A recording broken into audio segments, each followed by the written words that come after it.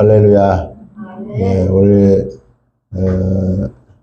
주와도 어른 예배 이렇게 참석하면서 이렇게 그냥 놀면서 또 들으면서 그렇게 하시기 바랍니다. 아이들이 안 듣는 것 같아도 다 듣습니다. 그래서 이제 말씀이 그에 스쳐 지나가더라도 그 말씀 한 말씀이 가슴에 새겨지면 그 말씀이 또 인생을 바꾸기도 하고 또 역사가 일어날 줄 믿습니다. 오늘날 성도들이 섬기는 하나님이 여러분들 두 종류가 있다는 거 아십니까? 성도들이 섬기는 하나님이 두 종류예요. 하나는 하나님이라는 우상입니다. 하나님이라는 우상이 있어요. 하나님이라는 우상. 또 하나는 살아계신 하나님입니다. 하나님이라는 우상을 섬기는 성도들이 있고 살아계신 하나님을 섬기는 성도들이 있다는 거죠. 하나님이라는 우상은 여러분들 우상은요 어떤 특징이 있냐면 항상 그대로예요. 우상은 항상 그대로입니다. 변화가 없어요. 우상을 세우는 거 보면은 1년, 12년, 10년, 100년이 가도 그대로예요. 하나님이라는 우상을 섬기는 사람은 삶의 변화가 없습니다. 신앙의 성장이 없어요. 또 하나님이라는 우상을 섬기는 성도는 신앙에 기쁨이 없습니다.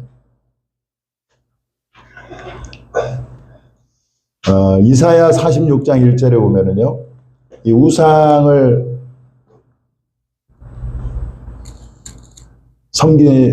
특징이 나옵니다.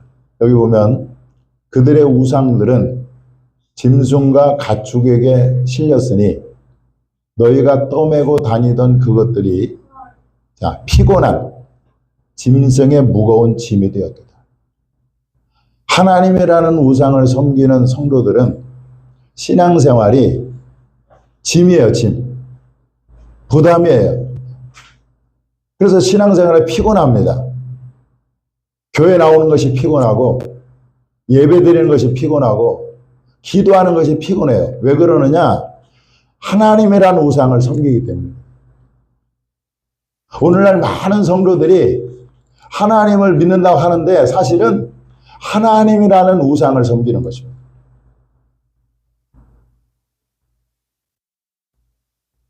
자, 그런데 여러분, 살아계신 하나님을 섬기는 사람은 살아계신 하나님을 섬기기 때문에 삶의 변화가 있습니다. 신앙의 성장이 있어요. 그리고 신앙생활이 즐겁습니다. 시편 35편 9절에 보면 이렇게 말합니다. 내 영혼이 여호와를 즐거워하며 그의 구원을 기뻐하리로다. 살아계신 하나님을 섬기는 성도는 신앙생활이 즐겁습니다. 예배가 즐겁고 교회 나오는 것이 즐겁고 기도가 즐거운 거예요. 이게 살아계신 하나님을 섬기는 사람들의 성도의 특징이고 살아계신 하나님을 섬기는 성도들의 특징은 뭐요? 신앙이 자라고 변화가 있다는 것입니다.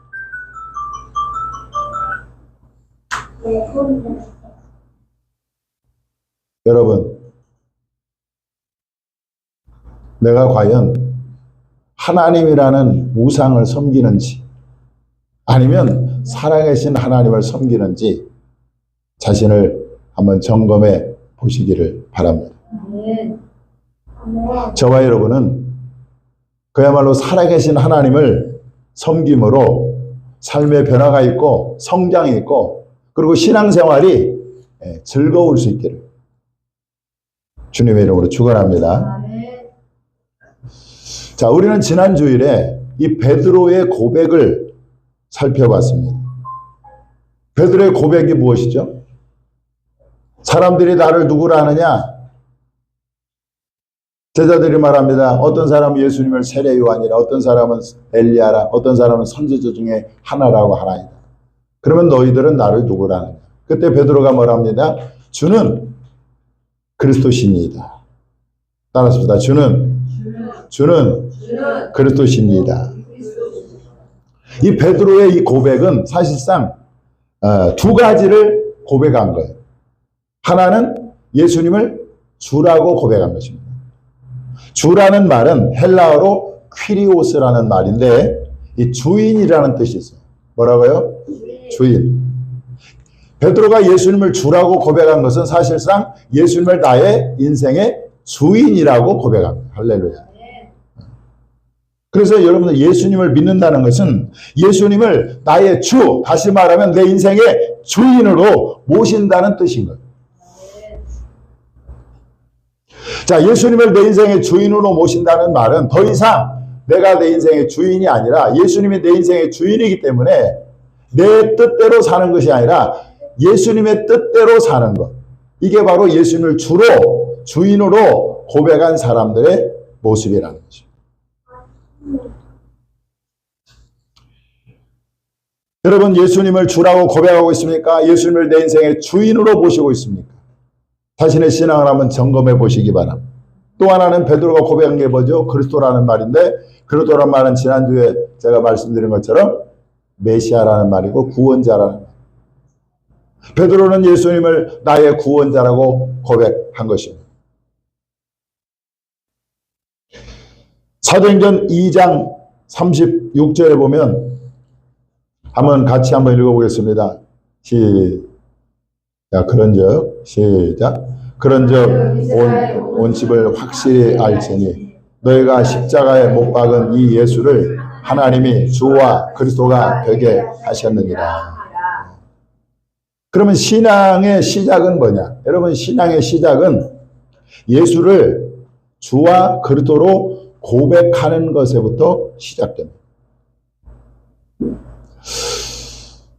오늘날 많은 사람들이 교회를 나오는데 예수님을 그리스도, 다시 말하면 구원자라고 고백은 많이 하는데 예수님을 주인으로, 이렇게 주인으로 그렇게 고백하는 사람 많지 않아요. 하나님을 그리스도 구원자라고 말하고 그렇게 고백은 하지만 예수님을 나의 주다, 나의 주인으로 그렇게 고백하는 사람은 많지 않다. 그러니까 자기 마음대로, 자기 생각대로, 자기 뜻대로 살아가는, 예수를 믿는다고 하면서도 자기 생각, 자기 뜻대로 살아가는 사람들이 얼마나 많은지 모릅니다. 여러분, 예수님이 내 인생의 주인이 안 되면, 주가 안 되면 30년, 40년 교회 다녀도 말짱 도루묵, 다 헛된 거예요. 그래서 신앙의 시작은 어디에서부터 시작되느냐? 예수를 나의 주인으로, 그리스도로 고백하는 데서부터 신앙이 비로소 시작된다. 여러분들 교회 30년, 40년 다니는데 예수님이 나의 주인이 고백이 안 된 사람들 얼마나 많죠. 그러면 그 신앙 자체가 지금 성립이 안 된 거예요. 신앙 자체가 지금 시작이 안 된 거죠. 그래서 우리는요, 정말 예수님을 주, 그리고 그리스도로 고백하는 저와 여러분이 되어야 될 줄 믿습니다. 베드로의 고백을 들으신 예수님은 본문 30절에 보면 자기 일을 아무에게도 말하지 말라 경고하셨는데, 왜 예수님은 내가 지금 그리스도라고 하는 것을 다른 사람에게 말하지 말라 경고하셨을까라고 할 때, 그것은 예수님이 아직 십자가에 죽으시고 부활하지 않았기 때문에 구원이 완성이 안 됐잖아요. 그렇기 때문에 자신이 그리스도로 알려지는 것을 극도로 경계를 하신 것입니다. 자, 사실 베드로가 주는 그리스도라고 고백한 그 고백은 사실은 베드로가 고백했지만 그 12제자를 대표해서 고백한 것입니다. 그래서 이제 그렇게 신앙을 예수 주는 그리스도시라고 고백한 그 제자들 공동체를 향해서 예수님 뭐라고 말씀을 하시느냐? 31절에 말씀합니다. 31절. 오늘 본문에 보겠습니다. 인자가 많은 고난을 받고 장로들과 대제사장들과 서기관들에게 버림받아 죽임을 당하고 사흘 만에 살아나야 할 것을 비로소 그들에게 가르치시되 드러내놓고 이 말씀을 하시니. 자, 보세요. 자, 예수는 그리스도, 예수님은 나의 주인입니다. 예수님은 나의 구원자입니다. 이렇게 고백한 제자들에게 예수님은 뭘 지금 말씀하고 있냐면 고난을 얘기를 하고 있어요. 십자가를 얘기하고 있고 십자가 죽음을 얘기하고 있는 것입니다. 여러분들, 우리가 신앙에게서 기대하는 게 뭡니까, 여러분? 예수님에게서 기대하는 것이 뭡니까? 많은 사람들이 신앙을 갖고 교회를 나오고 예수를 믿는 이유가 복을 위해서, 형통을 위해서, 이 땅에서 잘 되기 위해서 그렇게 예수님께 나오는 사람들이 많다는 거죠. 그런데 예수님은 지금 신앙을 막 시작하는 그 제자들, 예수는 그리스도라고 고백하고 예수님을 나의 인생이라고 주인이라고 고백하는 그 제자들에게 형통을 말하고 복을 말하고 세상에서 잘 되는 것을 말하면 얼마나 좋겠어요. 그런데 예수님은 그들을 향해서 뭐라고 하느냐? 고난을 말하고 십자가를 얘기하고 죽음을 얘기하는. 그러니까요, 이 제자들이 화가 난 거, 화가.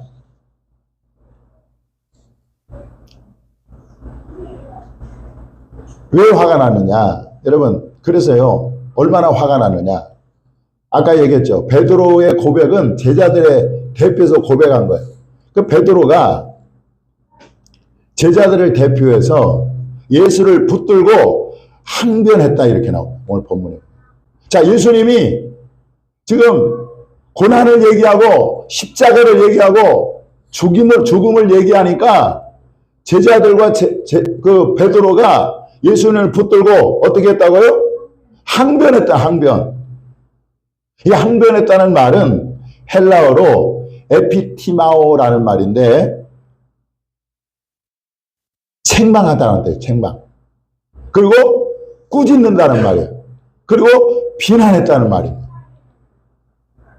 그러니까 예수님의 고난을 얘기하고 죽음을 얘기하니까 베드로와 이 제자들이 예수님을 붙들고 예수님을 막 책망한 거예요. 꾸짖고 비난했던 것입니다. 자, 예수님에 대한 제자들의 기대는 뭐냐면 고난이 아니에요. 예수님에 대한 제자들의 기대는 죽음이 아닙니다. 버림받는 게 아니에요. 그들의 기대는 뭐냐면 예수님이 유대인의 왕이 되면 자리를 한 자씩 차지하고 그리고 이 땅에서 권세와 영화를 누리는 것이 그들의 예수님에 대한 기대였단 말이에요. 그래서요, 이 제자들이 끄떡만 하면 어떻게 했느냐? 누가 크냐? 서로 다투었어요. 누가복음 22장 24절에 보면 누가 크냐라는 거예요. 누가 높은 자리에 올라갈 거냐? 예수님의 유대인의 왕이 되면 누가 영의정, 좌의정 할 거냐? 국무총리 할 거냐? 이것 때문에 서로 다툼을 했다는 거예요. 심지어 야고보와 요한의 어머니는 예수님께 나와서 예수님께 지금 요즘 말로 말하면 치맛바람을 일으킨 거죠. 만약에 예수님이 왕이 되면 내 아들, 이 두 아들 야고보와 요한을 예수님의 좌우에 앉게 해달라고 그렇게 청탁까지 합니다. 마태복음 20장 21절에 나와요. 그러나 예수님이 제자들에 대한 기대와 다른 말씀을 해요. 제자들이 지금 기대하는 것은 세상의 출세고 성공이고 권세고 영화를 누리는 것인데 예수님이 십자가를 얘기하고 고난을 얘기하니까 지금 뿔이 난 거예요. 그래가지고 막 예수님을 붙들고 항변한 것입니다. 제자들의 기대와 다른 말을 하니까 거기에 제자들이 화가 나가지고 예수님을 붙들고 항변한. 여러분들, 이것은요, 오늘날도 마찬가지. 교회 안에서 축복을 얘기하고 형통을 말하면 사람들이 막 몰려옵니다. 교회가 부흥됩니다. 그런데 교회 안에서 고난을 말하고 십자가를 말하고 죽음을 말하면 여러분들, 교회가 사람들이 텅텅 비는 거예요. 교회에 남아있을 사람이 별로 없는 거죠. 실제적으로 제자들도요, 예수님께서 군병들에게 잡히고 그 다음에 신문을 받고 십자가로 갈 때요, 다 도망가 버렸어요. 그게 우리 성도들의 신앙 수준이라는 거예요. 자, 그런데 여러분, 지금 베드로뿐만 아니라 이 제자들이 모르는 게 있습니다. 그게 뭐냐면 이 고난 후에 영광이 있다는 것을 그들은 알지 못했어요. 죽음 후에 부활이 있다는 것을 알지 못했습니다. 예수님 분명히 얘기했잖아요. 내가 사람들에게 버림을 받고 죽임을 당하고 3일 만에 다시 살아나리라, 그렇게 말씀하고 있잖아요. 여러분, 성경에서 말하는 영광은 고난 후에 오는 것입니다.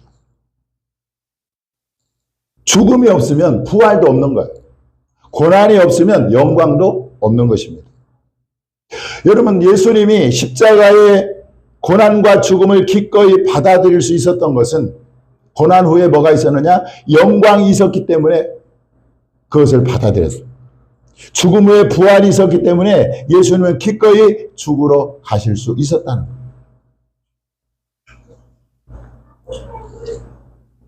예수님이 부활하신 후에 엠마오로 내려가는 두 제자에게 나타나셨습니다. 그들이 부활을 잘 이해를 못하니까 여러 가지 설명하면서 이렇게 얘기를 해요. 그리스도가 이런 고난을 받고 자기의 영광에 들어가야 할 것이 아니냐 하시고, 이렇게 말하죠. 고난을 받고 자기 영광에 들어가야 할 것이 아니냐, 그렇게 말씀합니다. 그러니까 고난을 받으면 그 다음에 뭐가 있습니까? 영광입니다. 또 히브리서 기자는 히브리서 12장 2절에 이렇게 나옵니다. 한번 읽어보겠습니다. 자, 시작. 믿음의 주여 또 온전하게 하시는 이인 예수를 바라보자. 그는 그 앞에 있는 기쁨을 위하여 십자가를 참으사 부끄러움을 개의치 아니하시더니 하나님 보좌 우편에 앉으셨느니라. 여기 보니까 우리가 바라봐야 할 모델, 신앙의 모델은 예수님인데, 그 예수님은 그 앞에 있는 기쁨을 위하여, 그 앞에 있는 기쁨이 뭐냐면 하나님의 영광의 보좌 우편에 앉는 거예요. 그 기쁨을 위해서 십자가를 참으셨다는 거예요. 부끄러움을 개의치 않았다는 거예요. 여러분, 우리가 예수님의 성화를 보면은요, 예수님이 그 십자가에 달리는 모습이 있잖아요. 그런데 거기에 보면 성화 대부분이 이 그 하체를 다 이 수건이나 이런 걸로 가려 놓습니다. 그런데 실제적으로 예수님이 사형당할 때는요, 이 그 하체가 없어요. 그냥 다 완전히 빨개 버렸어요. 그래서 성경에 보면은 예수님의 속옷을 군병들이 제비바사 나눴다고 그러잖아요. 그러니까 굉장한 부끄러움과 수치가 있었단 말이에요. 그런데 주님은 그 앞에 있는 기쁨, 주님 앞에 이제 앞으로 부활 후에 하나님의 영광의 보좌 앞에 우편에 앉을 것을 바라보면서 그 십자가를 참았고 부끄러움을 개의치 않았다, 이렇게 말씀하고 있습니다. 그래서 여러분, 반드시 이 고난 뒤에는 뭐가 있다? 영광이 기다리고 있다는 거예요. 예수님은 산상수훈에서 이렇게 말씀하셨습니다. 자, 의를 위하여 박해를 받는 자는 복이 있나니 천국이 그들의 것임이라. 나로 말미암아 너희를 욕하고 박해하고 거짓으로 너희를 거슬러 모든 악한 말을 할 때는 너희에게 복이 있나니 기뻐하고 즐거워하라. 하늘에서 너희 상이 클미라. 너희 전에 있던 선지자들도 이와 같이 박해하였느니라.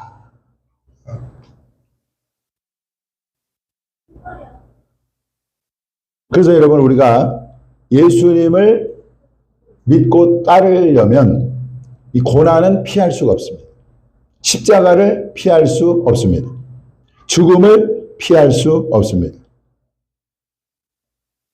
그러나 그럼에도 불구하고 우리는 고난을 기쁨으로 감당할 수밖에 없고 십자가를 기쁨으로 질 수 있는 이유는 바로 그 고난 뒤에 영광이 있고 십자가 뒤에 죽음 뒤에 부활이 있기 때문에 그렇다는 거예요. 이것을요, 이 제자들이 나중에 깨달아서 나중에 아하, 이 고난 뒤에 어마어마한 영광이 기다리고 있구나. 어마어마한 상급이 기다리고 있구나. 이 죽음 뒤에 어마어마한 영광의 부활이 있구나. 이걸 깨달았어요. 그래서요, 그들은요, 어떻게 했느냐. 사도행전 5장 40절 41절에 이렇게 나옵니다. 한번 읽어보겠습니다. 시작. 사도들을 불러들여 채찍질하며 예수의 이름으로 말하는 것을 금하고 놓으니 사도들은 그 이름을 위하여 능력을 받는 일에 합당한 자로 여기심을 기뻐하면서 공회 앞을 떠나니라. 자, 사도들이 예수님 때문에 채찍질을 당하고 그리고 능력을 받았어요. 그런데 그것을 받으면서도 어떻게 해요? 기뻐하면서. 어떻게 기뻐할 수 있습니까? 그것은 바로 이 고난 뒤에 하나님이 예비한 영광이 있고 부활이 있고 상급이 있다는 것을 알았기 때문에 그들은 기뻐할 수 있었다. 바울도 이렇게 증거합니다. 한번 읽어보겠습니다. 시작. 자녀이면 또한 상속자, 곧 하나님의 상속자요 그리스도와 함께한 상속자니 우리가 그와 함께 영광을 받게 하여 고난도 함께 받아야 할 것이니라. 생각하건대 현재의 고난은 장차 우리에게 나타날 영광과 비교할 수 없도다. 할렐루야. 현재의 고난, 현재의 십자가, 내가 져야 할 십자가, 그것이 힘들고 어렵지만은 그러나 그 뒤에 우리가 하나님 앞에 받게 될 그 영광은 어마어마하다는 것입니다. 그러면 작은 교회를 섬기는 것은 어떻게 보면 고난일 수 있고 죽음과도 같은 것일 수 있습니다. 그러나 그 고난과 죽음과 수고 뒤에는 반드시 하나님의 상급이 있고 영광이 있고 부활이 있다는 것을 꼭 기억하시기 바랍니다. 고린도전서 15장 58절에 주님이 그래서 우리에게 이렇게 말씀합니다. 시작. 그러므로 내 사랑하는 형제들아 견실하며 흔들리지 말고 항상 주의 일에 더욱 힘쓰는 자들이 되라. 이는 너희 수고가 주 안에서 헛되지 않는 줄 압니다.